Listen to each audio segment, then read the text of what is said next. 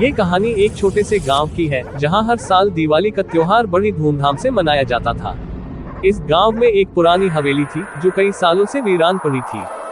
लोग कहते थे कि उस हवेली में भूतों का वास है, लेकिन कोई भी इस बात को गंभीरता से नहीं लेता था। दिवाली की रात हर कोई अपने अपने घरों के बाहर दीप जलाकर खुशियां मना रहा था। लेकिन उस रात हवेली के पास से गुजरने वाले कुछ लोगों ने देखा कि हवेली के अंदर एक अजीब सी चमक रही थी, जैसे वहां भी कोई दीप जलाए जा रहे हो। लेकिन वो रोशनी कुछ ज्यादा ही डरावनी और ठंडी थी। लोग सहमे, पर किसी ने अंदर जाने की हिम्मत नहीं की। वहां के एक युवक अरुण ने सोचा कि यह महज एक अफवाह होगी, और दोस्तों के साथ हिम्मत दिखाने के लिए उसने हवेली के अंदर जाने का फैसला किया।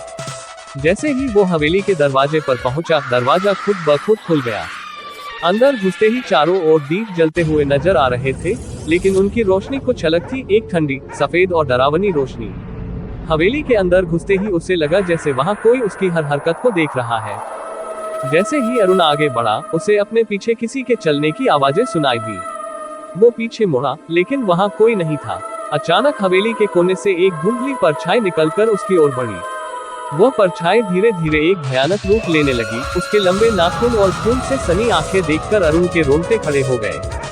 वो भूत दिवाली की रात का इंतजार करता था, क्योंकि लोग अपनी खुशी में डूबे रहते थे और उस समय वह उनकी आत्माओं को कैद कर सकता था। ये वही आत्माएं थी जिन्हें दीपों की आड़ में सालों से पकड़ा जा रहा था। अरुण भागने की कोशिश करता है, लेकिन दरवाजे बंद हो जाते हैं और वह भूत उसकी ओर बढ़ता रहता है। आखिर में गांव वालों को अरुण की चीख सुनाई देती है, लेकिन जब वे हवेली पहुंचते हैं तो वहां सिर्फ जले हुए दीप और अजीब सी सर्दी होती है। अरुण का कभी कोई पता नहीं चला। कहा जाता है कि दिवाली के दीपों के बीच उस भूत ने एक और आत्मा को कैद कर लिया।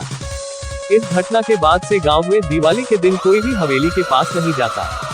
लोग आज भी उस रात जलते हुए दीपों में छिपे उस भयानक भूत की कहानी सुनाते हैं, जो हर दिवाली अपनी भूख मिटाने के लिए नई आत्माओं की तलाश में रहता है।